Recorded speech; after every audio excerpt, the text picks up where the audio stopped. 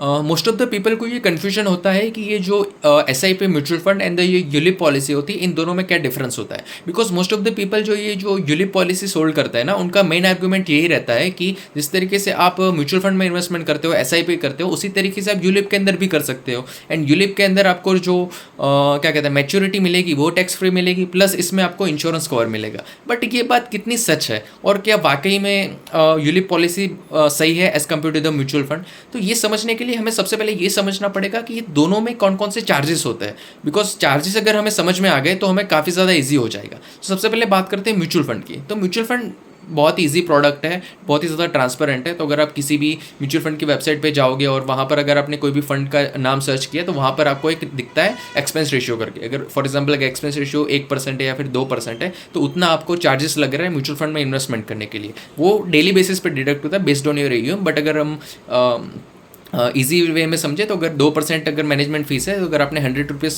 Mutual fund में डाले तो 2% आपका चार्जेस लग गया और बाकी के 98 रुपीज़ आपके मार्केट में इन्वेस्टमेंट हो गए। तो आपको जो रिटर्न मिलेंगे वो मिलेंगे आपको 98 रुपीज़ के हिसाब से।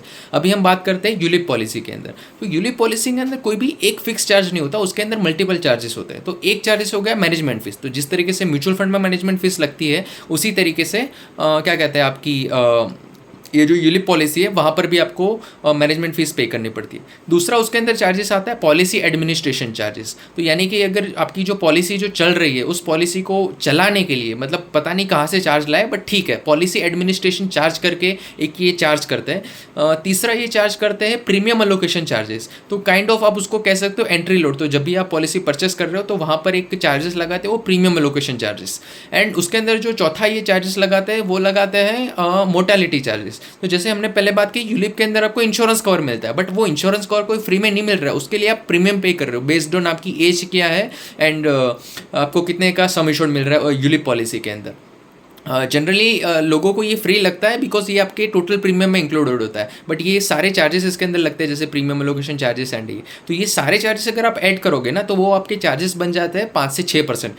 अच्छे से अच्छी पॉलिसी में ये चार्जेस होते हैं 5 से 6%। अगर कोई और पॉलिसी तो वहाँ पर आपके चार्जेस और भी ज़्यादा होता है। तो इन शॉर्ट अगर आप म्यूचुअल फंड में 100 रुपीज़ इन्वेस्टमेंट किए, मैनेजमेंट फीस अगर 2% है तो वहाँ पर आपका 98 रुपीज़ इन्वेस्टमेंट हो रहा है और आपको जो रिटर्न मिल रहा है वो 98 रुपीज़ के हिसाब से मिल रहा है। सेम थिंग अगर आपने यूलिप में 100 रुपये इन्वेस्टमेंट किए थे, अगर वहाँ पर सारे चार्जेस मिला के 5% हो रहा है तो आपके पैसे 95 रुपीज़ से इन्वेस्टमेंट हो रहा है और आपको जो रिटर्न मिलेगा वो भी 95 रुपीज़ के हिसाब से मिलेगा। अगर आप इसको लॉन्ग टर्म में देखोगे तो एटलीस्ट एनुअलाइज रिटर्न जिसको हम XIRR रिटर्न बोलते हैं, वहाँ से आपको यूलिप एंड म्यूचुअल फंड के अंदर 3 से 4% का डिफरेंस मिल सकता है। तो जब भी आप कोई भी इन्वेस्टमेंट करो तो आप ध्यान रखो कि दोनों के अंदर कौन कौन से चार्जेस इन्वॉल्व होते हैं। Thank you so much.